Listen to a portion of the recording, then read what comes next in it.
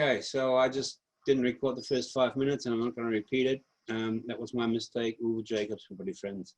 So what we need to do, this is all a bit on the fly, and that's a sign of the times, and I'm okay with that. So what we need to know is where we are at, where we want to go, and then we can distribute and make a plan how to get there. Now, point 2, what influences are expected in the property market? Well, I think it is fairly clear that the market is going through jitters at the moment.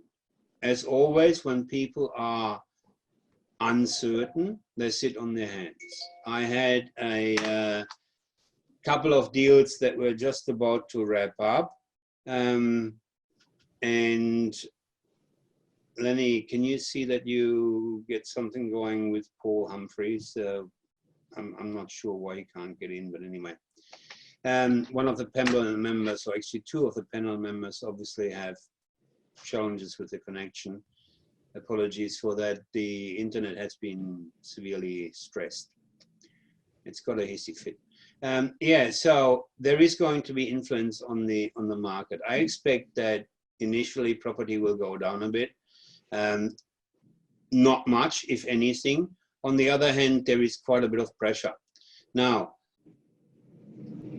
I'm going to go back to history. I'm going to go back to Maslow. Maslow's hierarchy of needs says that first you need food, then you need drink, then you need shelter. So I don't know about you, but as an asset class, I like safe as houses, pun intended. Property investing is a long-term game, no question. So if you're in it for the long-term game, it will work. If I've learned something in the last 17 years, and every panel member can discuss it themselves and put their own thoughts on that. As long as you can write it out, you will do well. And writing it out, being able to sit on a property, in my books, means not having a property that has a $500 a week negative gear. And that goes back to strategy. Okay, I don't want to hog it. I don't want to take too much time. How do I deal with potential rental loss? Well, that's where people like Melissa come in. You should have your finances set up. That's where people like Paul will come in. You should have your finances, your affairs set up to have a buffer.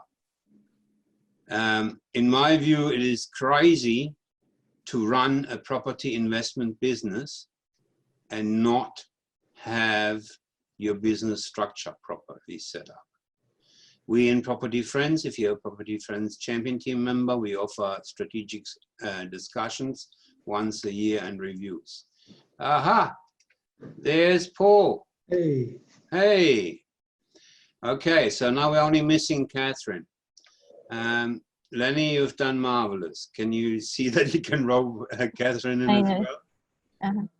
I also replied to Catherine. Fantastic, thank you. Okay, so we're flying by the seat of our pants, which is fairly normal, which is part of business, being flexible. Roll with the punches, isn't that what they say? So now what should I do is my last question. Well, as far as I'm concerned, risk mitigate. First point, sit back and don't be a chicken little. The sky ain't gonna fall down. The more we prepare, the more we plan, the more we think through, the more we're gonna ride this out. There is massive amounts of cash injected by the government. Paul will talk about that. And that will soften the blow. Okay, now, having said that, we don't have Catherine in here as yet. So Paul, can I ask you to take over? I'll stop my screen share and I'll give you the floor. Okay. What do you want to share, the screen share? I'm happy, mate. Whatever you want. I can see me, I can see everybody else, so that's the main thing. Okay.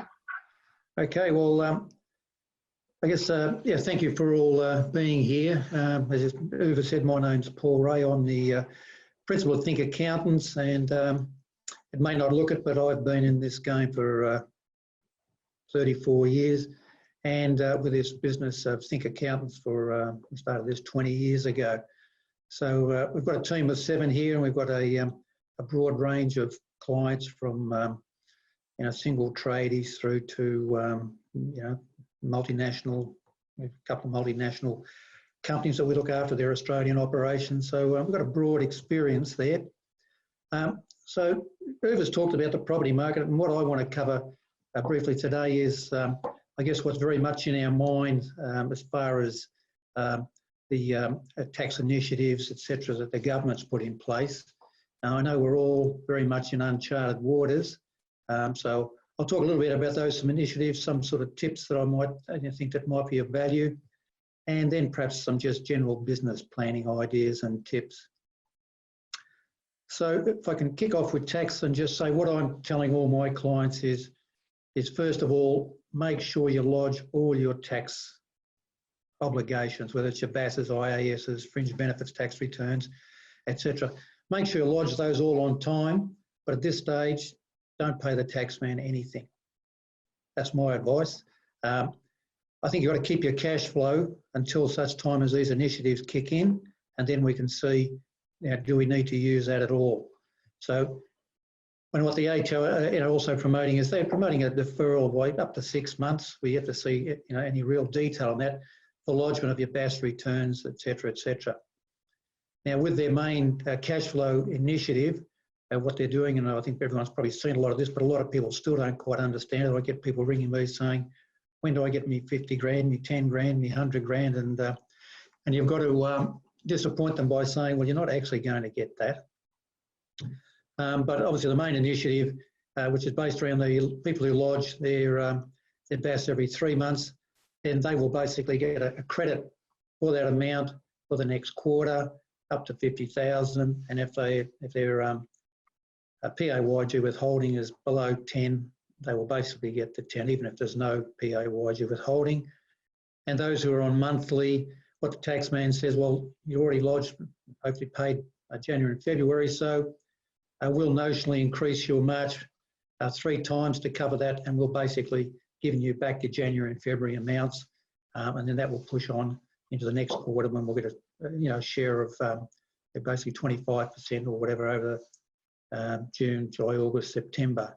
So, these initiatives are obviously going to cost the government a lot of money. We're obviously going to have a lot of companies businesses that will struggle, but these I think will help a lot to get through. And as Uwe has said, there is a silver lining at the end, and there will be opportunities in this for for a number of people. So what I want to talk about then is other options like varying your PAYG instalments.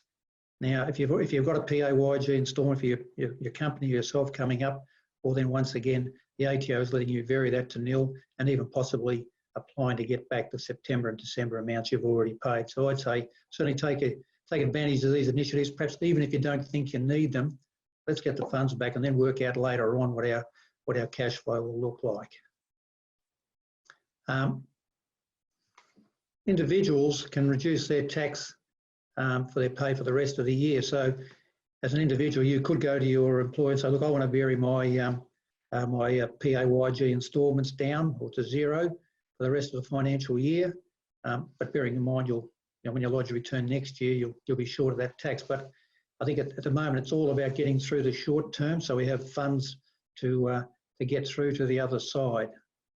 Another one that are getting a lot of interest and questions from some of my tradies is just don't quite understand what the story is with apprentices. So basically what the government is saying, look, any apprentices that you've engaged from the 1st of January, we'll basically rebate you back 50% of their salaries up to a maximum of 7,000. So I think that's because we know apprentices don't tend to get paid a lot of money anyway. So that's, I think, a pretty good initiative to help help people keep their apprentices on. The other thing which the government has introduced is an extension or increase in the asset depreciations and write-offs. I'm not too sure how many small businesses will actually get any great advantage out of this, but it'll certainly hopefully stimulate some buying in the economy for other larger companies. So I think it's a worthwhile initiative, but I'm certainly advising my smaller clients don't dash out and buy anything just now unless you can really get it funded well, because you've got to keep your cash flow obviously for the future. Payroll tax is something that has just been sort of looked at or released by the Victorian government and the others. So the Victorian government have basically said they'll refund all payroll tax for the year that's been paid so far, and no one will have to pay any for the financial year, and they'll defer the first 3 months into 2021. So that's for employers who are basically paying less than 3 million. So I think that once again will help a lot of small businesses get through this period. Some of the business initiatives that I've been talking about to my clients is obviously it's a time when we need to innovate. We need to think about what we're doing.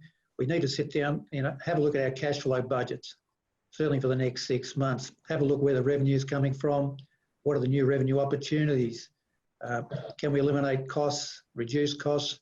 Talk to our landlords, talk to our banks, follow up on outstanding monies, talk to our, get our debtors, get our payments in, talk to our suppliers, and also, look at financing. Do we need an overdraft? We'll need to start talking to people about that.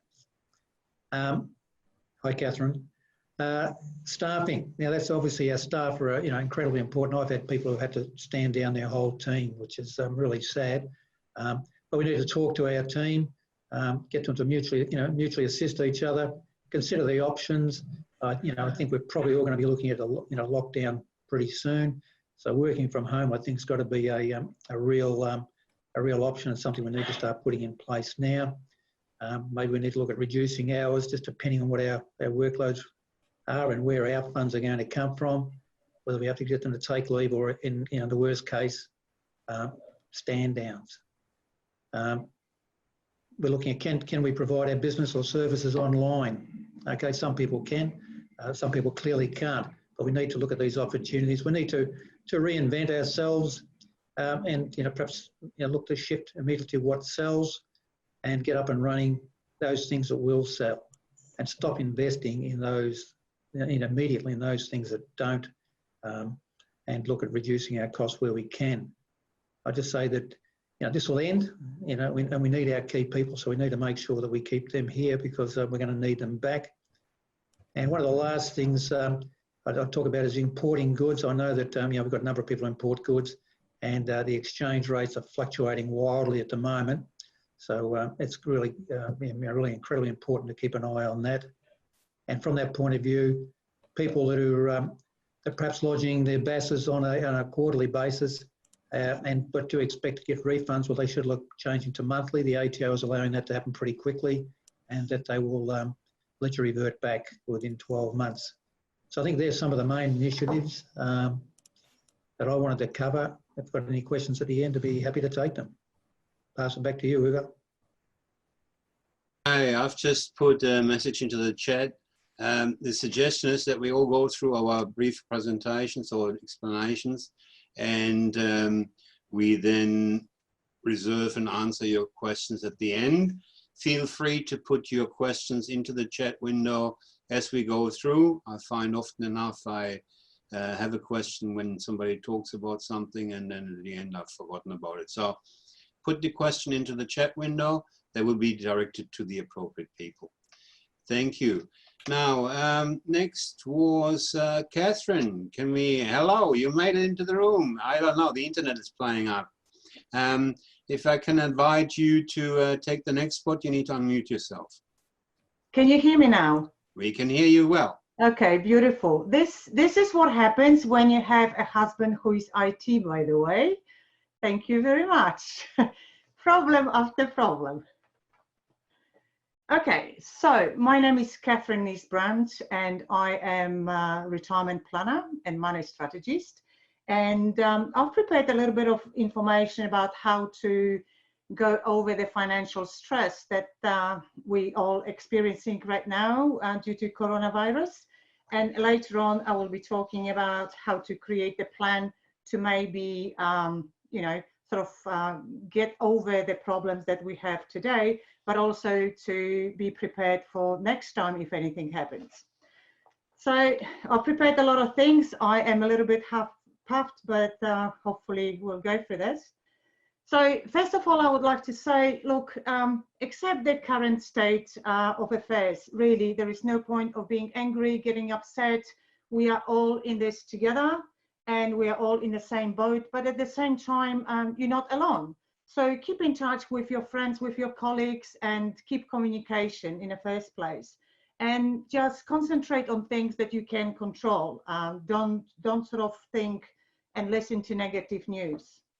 Now, as far as financial stress, what I would like to first of all say that if you are today in a situation where you are really extremely financially stressed, I would say that first of all, whatever financial plan you have in place, it's not working.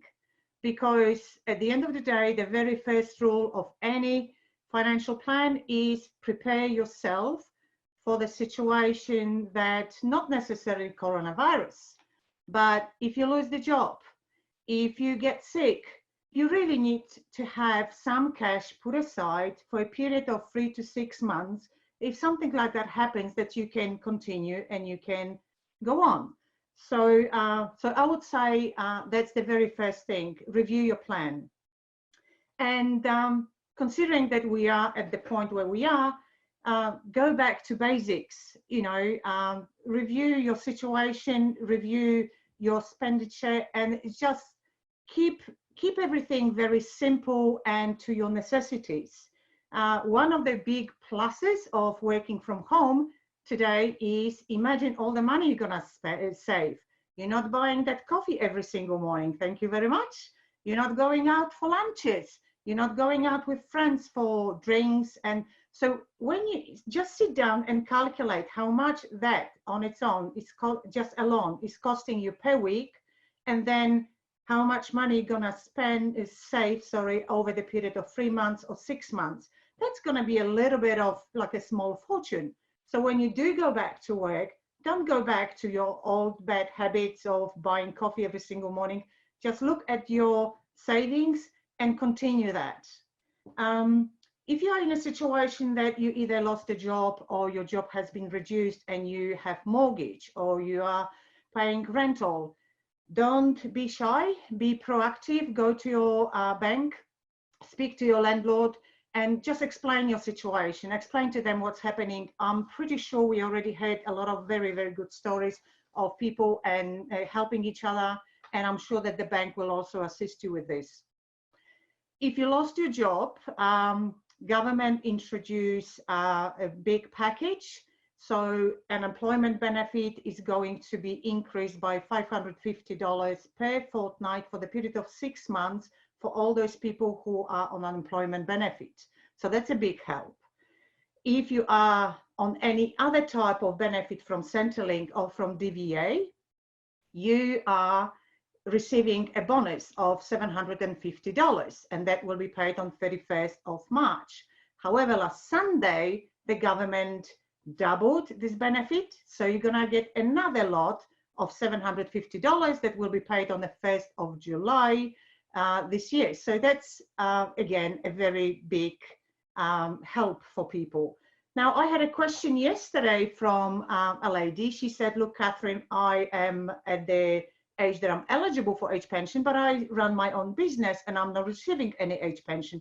Will I get any benefit from, you know, this bonus? Well, I said, well, as long as you have Commonwealth Seniors Card or DVA Gold Card, you are actually eligible. Well, believe me, she was very, very pleased because that will be her and her husband. So those are the measures that the government put in place for now while we're going through this difficult time.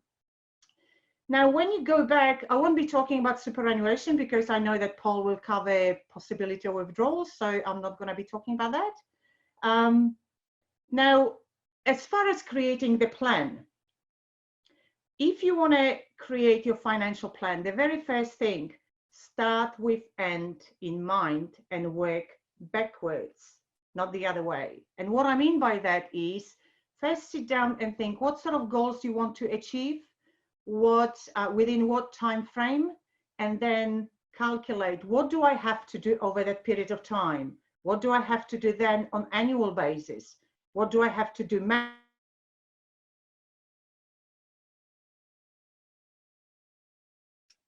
Oops, I think we've lost Catherine. Yeah, the internet is up and down. I think we'll give her a the way second. you operate your budget today, the way your real expenditure today. If you have big discrepancy between one and the other, then you know, okay, something is not working. Go through all your expenses and everything that is not a necessity, cut it out. Go check through all your, every single every single bill that you've got, just have a look how you can save on that. And assuming you've done your budget and you know where you stand, one of the very first things that you really have to do is go back to the simplicity, as I was saying before.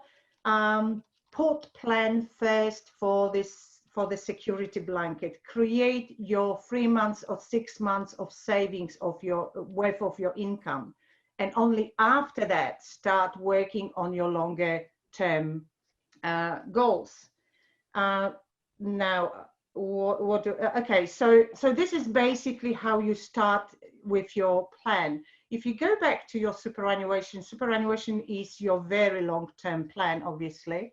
And what I wanted to say here is we had quite a tumble in our market. So if you see that your superannuation dropped below the limit that you feel comfortable with, then what I would say is your risk profile within your superannuation fund is completely incorrect. So you really have to review your asset allocation and whether that is according with what your risk, the type of risk that you are willing to take with your money. If it is not, if you know what I'm talking about, that's fine. Just go and review at certain point in time. If you don't really know what I'm talking about, speak to professional, speak to your advisor, give me a call, whoever, but you really have to match one with the other. Now, with any problems, reach out and just talk, ask questions. Don't sit at home and, you know, don't be in despair. Another thing that I really wanted to, because I've already experienced that, be very, very aware with coronavirus scams. A lot of those scams right now happening, it can cost you a lot of money. So be very careful. And the very last thing, just to finish my part of the conversation, is when you have this time right now at home, just sit down and, you know, think a little bit about your life, review what you're doing. Do you really have a job that you love, that you're passionate about? Is there anything else that, you know, you could do? If you have this discrepancy in your budget, between budget and your goals, is there anything else that you could actually implement to earn extra money? Because, you know, at the end of the day, the biggest breakthroughs always happen in the toughest of times. So with that thought, I wish you all the best, and that's my part. Thank you. Thanks very much, Catherine. Much appreciated. The internet was playing up a bit, and that's just a sign of the times. Everybody working from home. There's more load on it. I have turned very red, but anyway, that's okay. We won't worry about that. All right, now who is next? Let's just have a quick look. Paul has had a go. So now we get over to our second Paul Humphreys from Super Benefits. If I can invite you to take the floor, please, Paul. Hi, so I'm Paul from Super Benefit, and my main areas that I wanted to present was what to do in terms of self-managed superannuation, what not to do, just a little bit of a quick review on markets, particularly with regard to property, and also finishing off, since we also are software trainers in accounting software for small business as well, just in terms of employer options, which Paul has already covered in terms of the stimulus package, but I will make a couple of other points. So things to do, pretty much what everyone is saying, of course, is you need to keep calm. We've got to ride this out and look for ways to do that. The important thing about self-managed super, of course, is keeping good records. So please don't get lax in doing that. I know it's easy to think, oh, I don't have time, or throw it in a box. Try and keep track of your records and what you're doing. Make notes, even if it's just in your diary. Sometimes I find it's best to do that so I can look back and think, okay, yeah, no, what was that expense for? And you've made a note. If you haven't got a receipt for it, or you've got electronic receipts, try and keep them in a folder on your desktop, and other documents, of course. And the other thing, of course, is seeking advice from people like Catherine, Uwe, Paul, Melissa, David, in any specific field that you need it, particularly about your investments. But one particular area is one of the incentives that have come out is that the pension drawdowns, which have specified legal minimums, it starts at 4% if you're in pension phase from your super.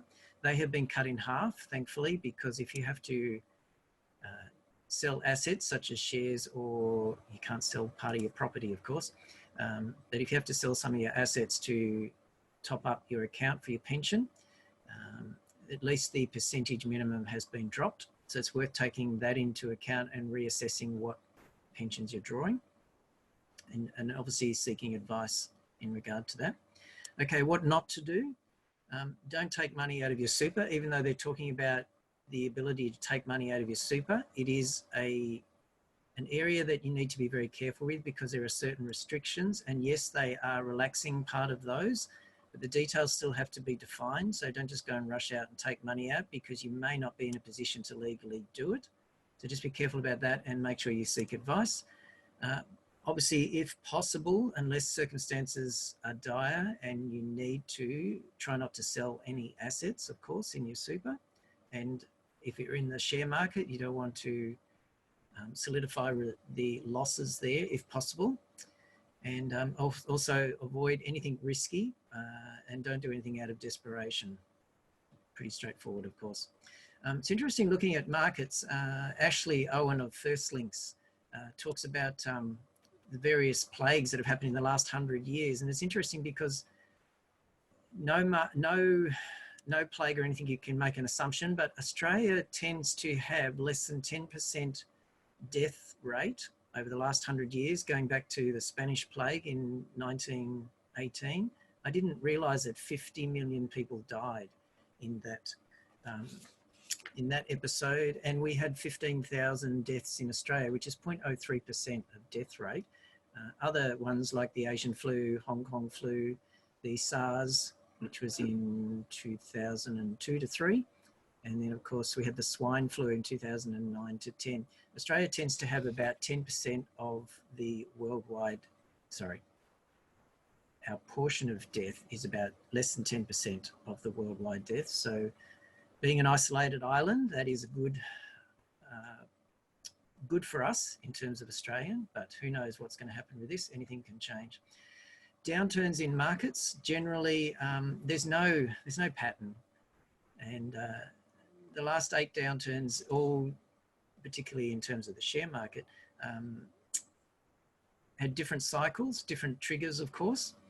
And the effects on markets, particularly whether it's any asset market, can vary too, because, for example, the 1960s Hong Kong flu had little effect on the share market and property markets because we were going through a space race during that time.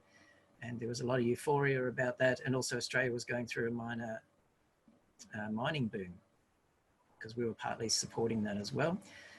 So it varies all the time.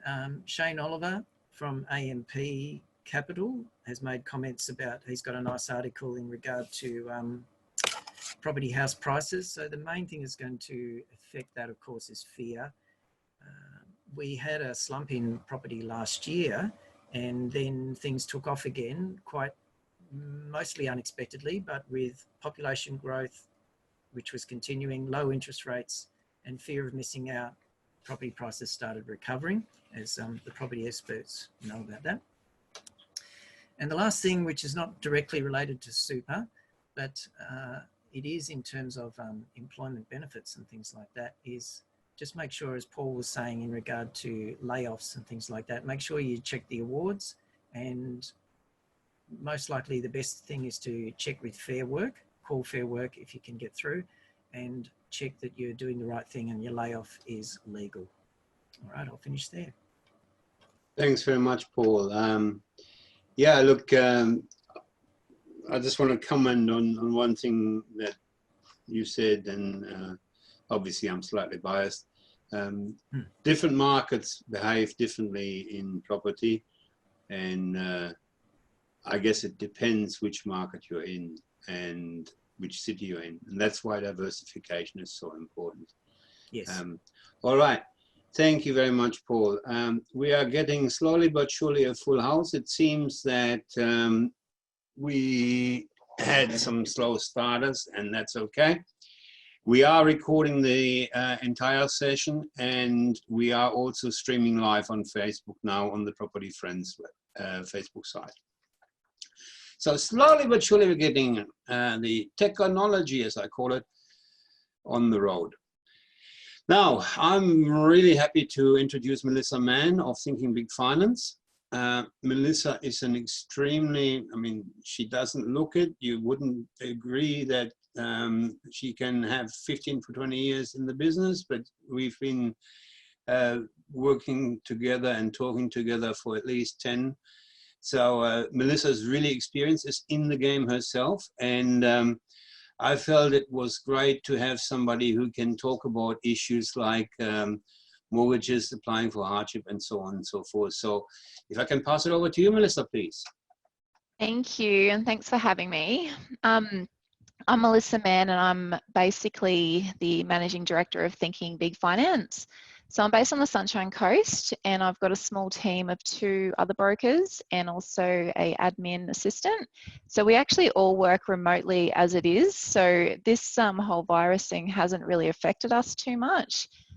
But in saying that, there's obviously a few challenges with certain lenders that we're dealing with and meeting clients face to face. So I guess I've come from a property investment background. I am a property investor myself. We're in the middle of doing a few, I guess, joint ventures as well, developing certain properties, building duplexes, units, 4 units, that sort of stuff. So I actually just love what I do, and I sort of incorporate that within my business as well, and sort of teach people how to do that. So I guess with obviously what's happened in the last couple of weeks, we've had a massive influx of calls from clients, new inquiries, people, I guess, not knowing what to do with their current mortgages. So one thing a lot of the banks are actually doing at the moment, they're willing to work with people, and they've I guess, set aside these packages that they're willing to assist people with. So I guess my only advice in this circumstance, if clients or customers of lenders are needing to apply for hardship, just call your lender and don't hold off doing that. If you're going to do that, you've just got to be mindful of the ramifications of what comes with that as well. So yes, it's going to help you in the interim, obviously reduce your repayments or potentially even stop those payments for a period of time. So generally how it works is a bank will revisit everything every 3 months. So they'll give you a 3-month hardship arrangement now, and then they'll call you within 3 months and see how you're going and possibly give you another 3 months. And maybe after that, another 3 months, or depending on the circumstance. So the thing is though, basically what happens is your payments are capitalized. So that means you might not have to make any payments during that time. However, your payments are added to your loan, therefore extends your mortgage out another 3 months, 6 months, 12 months. So as long as you're happy with that, the bank's willing to work with you. And I would just suggest, don't leave it to the last minute. Don't wait till you've defaulted, because it's going to be harder for them to approve a hardship case for you if you've already in default, basically. It's a trying time trying to get through to lenders at the moment. It's taking at least maybe an hour and a half to get through to a bank. Sometimes I saw on Facebook today someone was waiting 4 hours to speak to their lender. So just put an inquiry through their website. There's most of these banks now have a like an online inquiry form that you can just punch your details in and someone will be in touch with you. So that's probably the best way to do it, just to save your time and your sanity, because you don't want to be on hold for that long. So that's pretty much with hardship. I guess just in a nutshell, your lender is willing to work with you, just don't leave it to the last minute. So I guess it brings me to my next topic, which is quite a hot topic at the moment. And obviously everyone's seen interest rates out there in the sub 2 to 3% mark, depending if it's owner occupier or investment.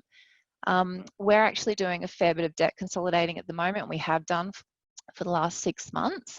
So a lot of people, I'm finding, are just getting savvy with their money, and it's such a great time to be looking at everything, just to consolidate, get on a better interest rate, and start chipping away at your debts, or just potentially even getting on a better interest only rate if it's an investment loan, depending on the circumstance.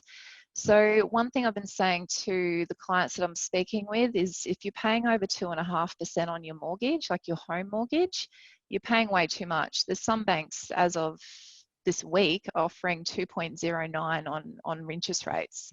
So they're extremely low. I guess it's just one of those things. You've got to be proactive and basically not throw it in the too hard basket.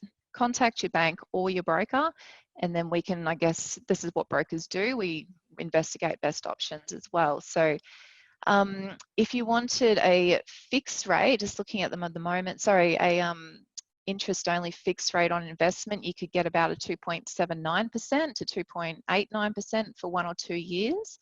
I don't know if fixing is a great option at this stage given the climate, but I suppose depends what rate you're on and if you're willing just to fix it and set and forget it for that period of time. So again, it depends on your circumstance, but realistically, if you can save at least 1% on your home loan rates or your investment rate, on a $400,000 mortgage, it's going to save you about $330 a month in interest. So if you had multiple mortgages, you could potentially be saving upwards of $1,000 a month just on interest, just by re-looking at everything. So now is the best time to be doing it. It's certainly, I don't think rates are going to be going up anytime soon. The RBA have actually announced that they're not going to be reducing the cash rate any further. It's already sitting at 0.25%.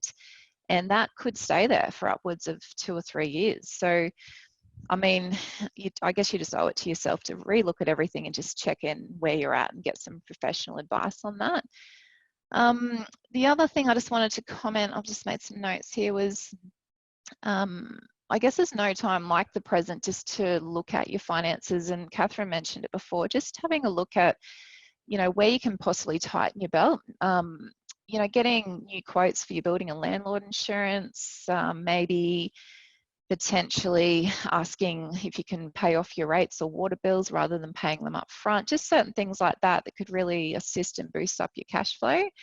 I'm personally doing that at the moment with the properties that we've got. We're in the middle of redoing insurances just to see if I can get a better deal elsewhere. So it's something you sort of need to look at every 12 months. And budgeting and making sure that you're not spending more than you've got, basically.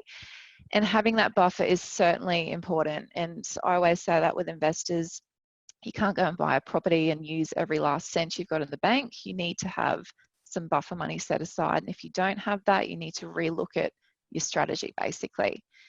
So I guess just to wrap up, realistically, there's no time like the present just to look at everything. I'm not worried, I suppose, but I guess I'm already seeing banks changing lending policies. Some lenders aren't lending to certain fields like aviation and hospitality for obvious reasons. So I guess if you can do it now and relook at everything and refinance and just restructure your whole finances, do it now. Don't wait, because I don't know what lending policy is going to be like next week, let alone in 3 months' time. It is changing quite regularly. So jump on it now and just get it sorted. And that's pretty much all I needed to say. Fantastic. Thanks, Melissa. Yeah, look, I've been putting some comments into the chat. Personally, I'm a kind of a investor that is rather variable. my view on the world is simply that you can't outperform the banks. They got better calculators than we have. And having said that, there are times where it makes sense in my books to fix the rate because you know what the exposure is. But I have talked enough. Very patiently, David Forrest has been sitting in the background. Welcome, David. I felt it would be great to have somebody who is, again, hugely experienced, and take note of that. David is the national chair of First National. So highly qualified, highly connected. David, give us your thoughts on what's happening in the market, what's happening to rentals. Your company is representing a couple of our rentals. What would you say are important risk mitigation strategies and so on? Over to you, please. Thanks, Uwe, and thank you for the invitation to be here. And it's nice to meet the rest of the panel. You've asked me the first question, what's expected to happen next in regards to rentals? And it's always a great benefit to go last because everyone said everything, and then you give me the crystal ball question. And we're probably preempting announcements that are likely tonight that will have probably significant impact to tenant behaviour. Those announcements I'm expecting surrounding the issue of, I suppose, removing tenants from tenancies if they don't pay their rent and that sort of thing. So there will be an announcement about that in the next 48 hours. I expect it tonight. But what I am saying right now is that from an agency's point of view, being the managers of these particular properties, there's significant restriction on doing business. Obviously, there's already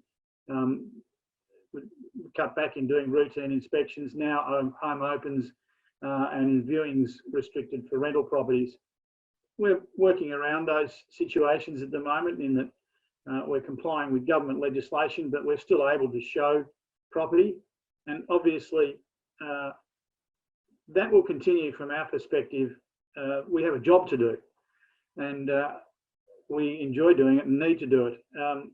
The issue that we will have is if we do get a lockdown situation, and it'll depend on how long that lockdown situation is. And that, from what I can understand, will pretty much lock us down with the exception of emergency repair work and that sort of thing, which will mean that we won't be showing property, we won't be delivering keys, and the chances of leasing more property at the moment will be very slim. The basic result of most of what I'm seeing at the moment is that we're going to have increased rental arrears. I just can't see that being anything but utterly inevitable. I'm already seeing it, and I'm seeing it firstly in commercial.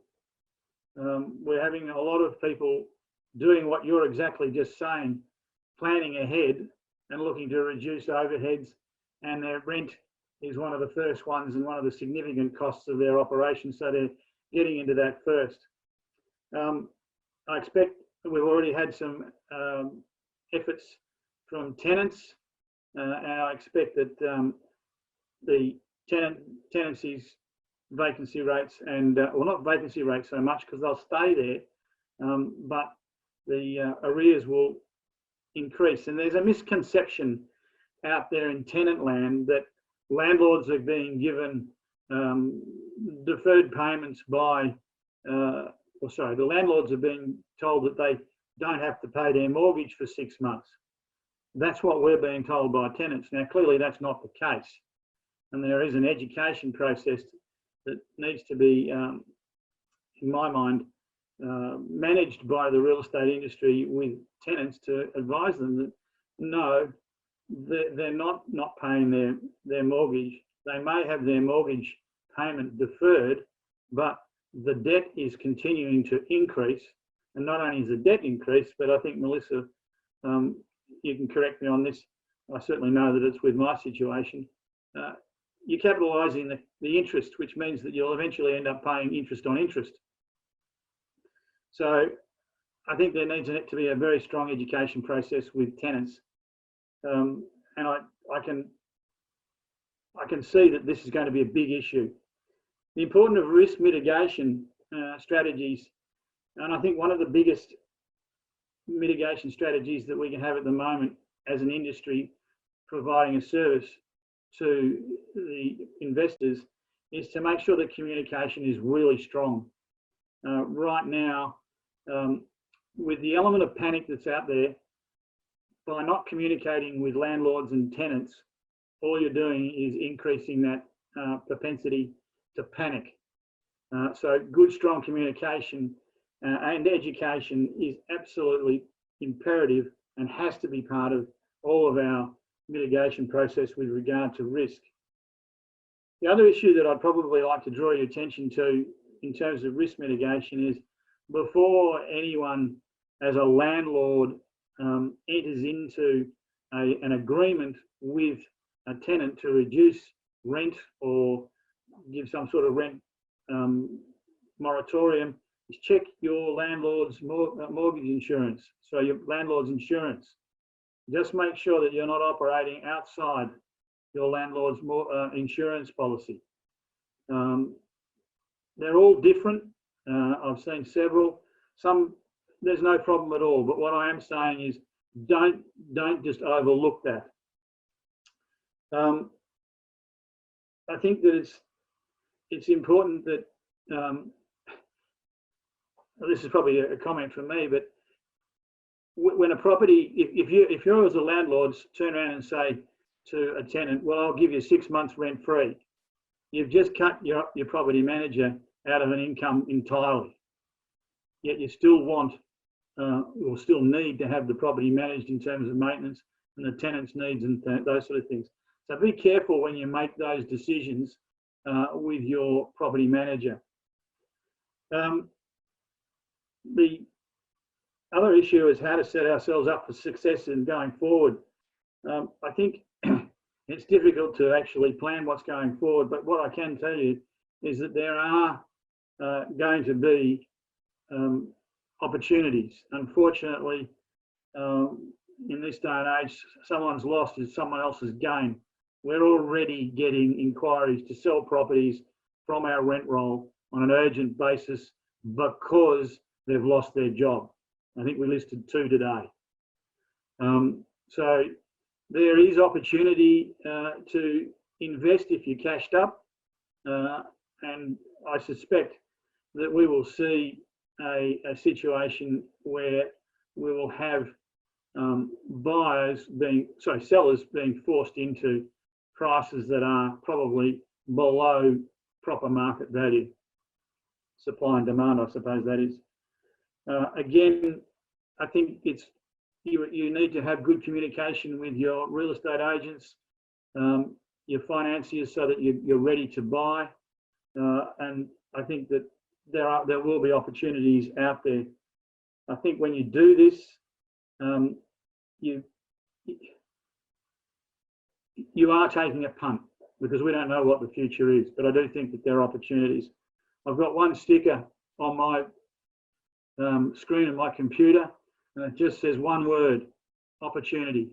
And I actually think right now we've got some opportunities that will be facing us in the next little while, but we certainly do have challenges, and the property management field is going to be a strong challenge. I can assure you of that. I don't really know what else I can say for you, but I'm happy to take questions. Okay, look, thanks very much, David. One thing that I also mentioned in the chat, my understanding is that before we agree to any rent relief, we also need to check with our landlord insurers. I am getting caution from my insurance channels that they may not grant you the full insurance cover if you unilaterally agree to a rent relief.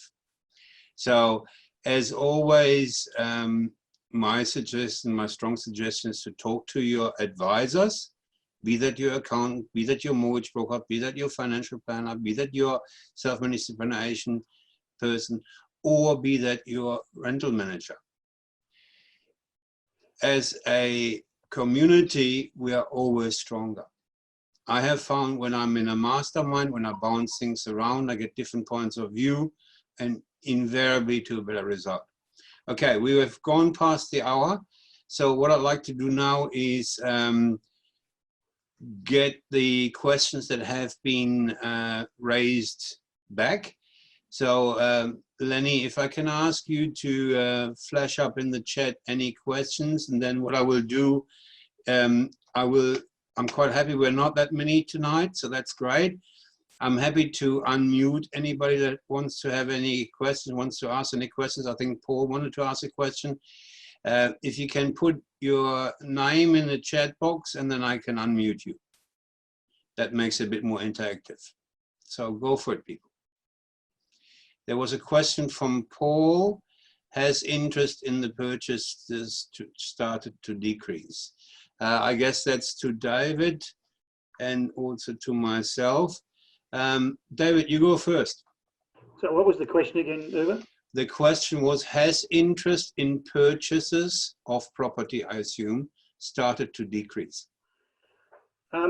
Look, it's interesting. I'm obviously dealing across Australia, and the markets are being reported differently everywhere, obviously. And I'm getting different stories out of the same places. Our auction activity in Sydney was very strong on the weekend. And the auctions were, I suppose, in one sense, unfortunately, well attended. But I know here we've definitely seen this is in Cairns, we've definitely seen a downturn in inquiry.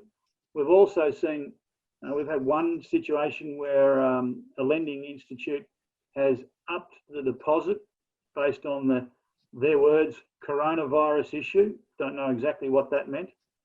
And tonight, one of my officers in Victoria has just sent me a special condition that's been included in the contract of sale that deals with coronavirus issue and possible the possibility of extending settlement time due to one of the parties actually contracting coronavirus. Oh, wow. So there is changes in the market already, and I think we'd all expect that. Okay, thanks very much, David. I find it very interesting from my point of view. Some areas have actually had a big run, especially in auctions, especially in Melbourne, Sydney as well. But we have a question from Claire, and it's about tenants leaving the property. So Claire, with your permission, let me unmute you. You got the floor, Claire. Hello, can you hear me? Yes, we can. Excellent. Thanks for putting this on. My question is in relation to our investment property in Cairns. As you know, Uwe, we gave notice to the tenants to leave about 30 days ago, just regarding, you know, arrears happening each month, about 8 days, and, you know, the care of the property not being what we would expect. Obviously, a lot has happened in the last 30 days since that notice was evicted. Just wondering what people's thoughts are on, you know, whether we should act any differently or if there's anything we should do. You know, I guess I feel for tenants as well in, you know, finding a new property at this time. You don't really want to be moving house. So I'm not sure, you know, if there's something different I should be doing or if it would be even possible to change what, you know, what is already set underway at this point in time. David, if I can pass it over initially to you. I'm assuming that that's not one we're dealing with. Yes, it is. It It is. is. That's Smithfield, 10 Starker Trail. Yeah. Look, I'm very much a believer in it's very hard to change people's spots. And you know, if you've got a tenant that's out there that's been a chronic sort of late payer, under these circumstances, I can only see that they're going to become even worse. Yes. What I would be saying is I'd be having a close look at the timing in all of this, and I will do that in the morning, and I'll organise to make sure that myself or someone will call you, because I think we need to get it. We've got to get it re-let, and we've got to do that. We've got to do it quickly. Mm. Yep. I would not change the strategy. Okay. I just don't trust people to change their habits. And if that's the way they're behaving, then I can't see any reason why you would change your strategy. But let me look closely to the situation. Sure. Thank you. I appreciate it. Look, I want to chime in there as well. Sorry, was there somebody else?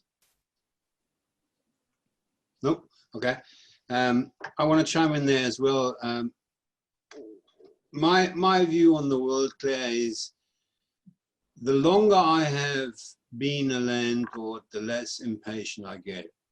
Some of my family also say I'm getting more cranky as older as I get. I don't know which one is true. I like to think that I keep my emotions out of my business. Yeah. I'm certainly trying to do that.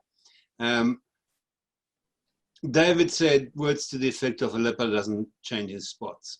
Mm. If I have a tenant that finds it challenging to pay on a regular basis, let me say it this way. Ulla and I will be lenient to genuine cases of hardship. But I can just see coming that certain people with certain intents will write this for everything that they can, just because they can write it. Yeah. And my suggestion to you is that the person that makes it difficult during a normal lease, to me, would be a bigger risk. Yes. There are other people out there that are good tenants that look after the property. Now, I, as a landlord, personally, rather have somebody that is in there and, for argument's sake, can pay me 50% that looks after the property than somebody that doesn't pay and doesn't look after the property anyway. Yeah. Good. So, you know, it is no question in my mind I would terminate, and I would go through with the termination. Plus, having once communicated that you want to terminate, I dare say their inclination to look after the property will be greatly diminished. David? Yeah, totally agree. Good. I'll have a close look. I mean, every case is a little bit different. I'll have a close look at it this morning. Okay, great. Okay, yeah, Lenny, that's fine. It's all good. Thank you very much for your help. Perfect. Thanks. Does it help you? Yes, definitely. Okay, Yeah. fantastic. So, did we have anything else? Paul and Jen, did you have a question? I'll just unmute you. Let's see. Okay, you should be able to talk, Paul and Jen. Hey, Uwe, can you hear me? Yeah, we can hear you loud and clear. Okay, beautiful. Yeah, look, thanks, Uwe. Again, I'll just back up what the last person said to thank you for putting this on. Obviously, at this time, very timely. We're in pretty unique, challenging times right now. But like you say, I think we just got to have the right mindset around everything, and we'll all get through this, even though there's a lot of uncertainty around at the moment, and no one knows exactly where everything's going to go. But yeah, obviously important to sort of work together, have the right people on board, connect with the right people, keep your mind in the right space. But look, I don't really have any specific question per se. I mean, you've done a good sort of broad overview covering a range of areas. I've probably got more specific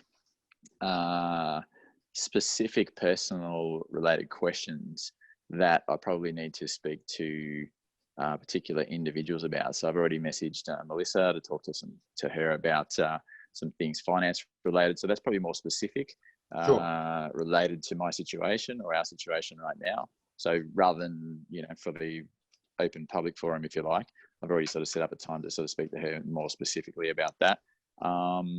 So yeah, that's probably where I'll leave it at this stage. I've got to probably maybe connect with one or two of your other panelists. So again, thanks for bringing those on. It's good to know that the sort of people that you've got around that we can connect with that may be able to provide the sort of support and guidance with our specific situations that we're all dealing with. Well, that's exactly the point, Paul. We were running around like chooks with our head cut off to get the information together. Well, it's fair to say, and as you can see, it didn't go to plan. I was struggling as well, but that's just life, isn't it? So, Yeah, but I felt it was absolutely. I felt it was important to get the team together to give you the best information available that we have at the time. And please comment with live streaming also on Facebook if you want us to do this again, say in 2 weeks' time or whatever. I'd love you to leave a comment, and that's for everybody in the room. I'd love you to leave a comment whether you found it beneficial, or if it was a waste of time, tell me as well, but tell me privately, please.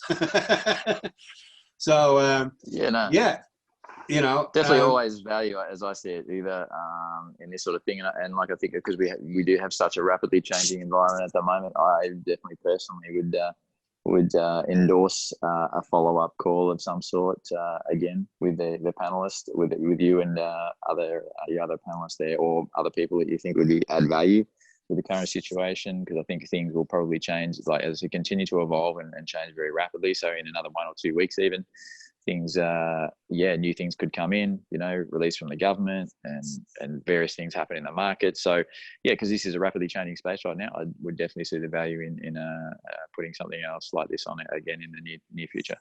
Great. Look, that's I'm certainly happy, and I'm sure the other panelists will be happy to chime in and assist with that. Our idea was simply to give a quick short overview and get a bit of the uncertainty out and reassure the team that there are great resources here.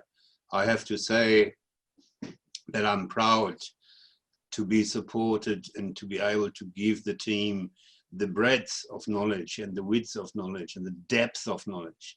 I mean, other than Melissa, that doesn't look a day older than 21, we're all grey hair people here. Sorry, Catherine, not you. No, you're 25. Yeah, the amount of know-how, the amount of knowledge and experience that is in this chat room is, I think, hard to beat. And that's what we're all about. We work together for the common good, and the common good is the client's outcome. So happy to have done that. Look, if I can ask you, Paul, do me a favor, leave a comment on the Facebook Property Friends site on the recording, and we'll be happy to chat amongst the panel again and do it again. Is that okay? Absolutely, sure. More than happy to do that, Uwe, for sure. Fantastic, fantastic. Thank you. All right, I'm going to mute you again. Now, anybody else? I see that Siga and Ino are on the line, and we have a couple of telephone people that I can't identify who they are. So I'll give you 30 to 60 seconds to flag if you've got a question. Otherwise, we are at 1 hour and 18 minutes. I suggested that I was hoping we'd get away with an hour, but I think it was good to give everybody a go. Well, I don't get any questions, so maybe I'll just open it up to the panel for final words. Melissa, you want to start? Sorry, I'm unmuting. Yeah, I think this has been great, and doing it again in a week or two, because let's face it, everything is changing by the hour at the moment. So look, I'll probably have some more news by then that would share with everyone. So yeah, let's definitely do that. I think if we can just stick together and just get everyone through this the best we can, because we are all in the same boat, whether we're property owners or not, basically.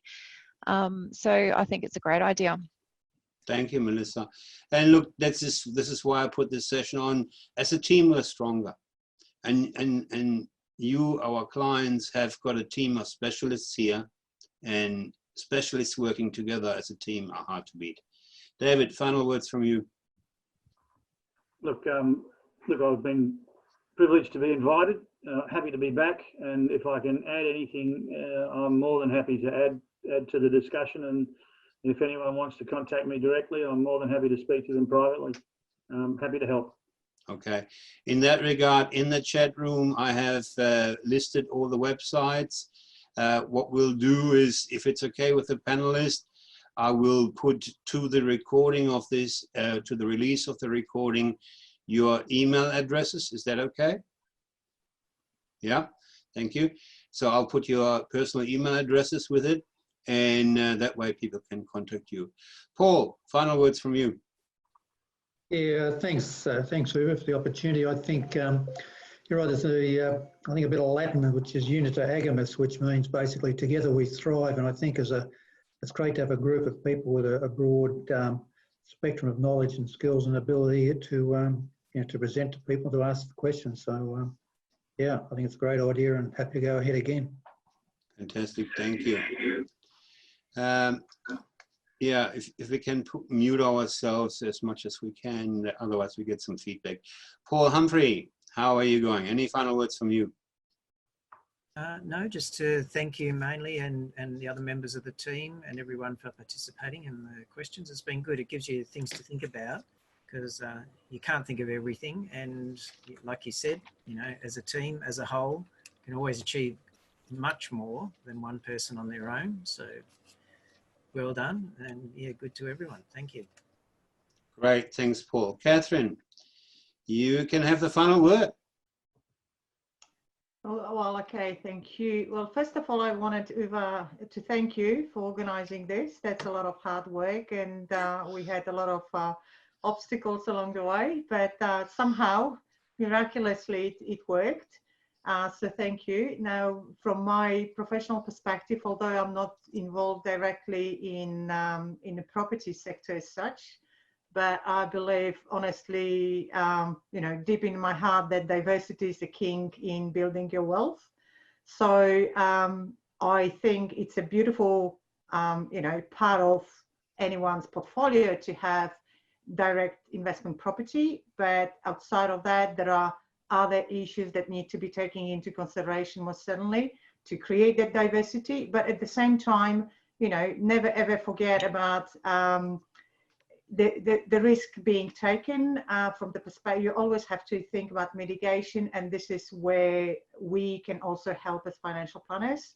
So cooperation between the two absolutely is working. But anyway, I wanted to thank everybody for for your input, and it was really a great pleasure to be part of it. Thank you. Well, my absolute pleasure. That was a lot of fun, also a lot of work and a lot of stress.